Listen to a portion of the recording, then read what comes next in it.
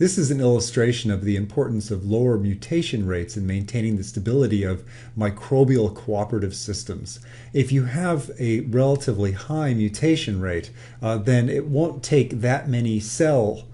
the formation of that many cells via replication for, in fact, a mutation to a defector status to occur, and that's what's being shown on the top here. Alternatively, if mutation rates are relatively low, then you have an expectation that relatively large groups of cooperator cells can form without there being a high potential for mutation to defector strategy within their midst, what I like to call defection from within. Thus, if you have high mutation rates, there's a relatively low potential for sophisticated cooperation that involves many cells to evolve. In addition, you can't have a potential for these cooperative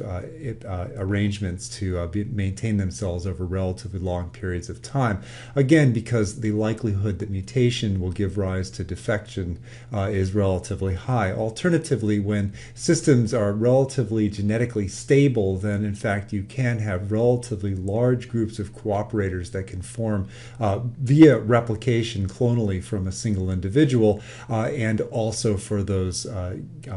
groups of cooperators to maintain themselves stably as mutual cooperators for relatively long periods of time. And if you think about it, this is essentially the situation that goes on in our own bodies, where the C's represent the normal body cells, the D's represent defectors, and in fact the better our bodies are at minimizing the potential for normal body cells to mutate to defector cells such as cancer cells, the larger and longer lived our bodies have the potential to be.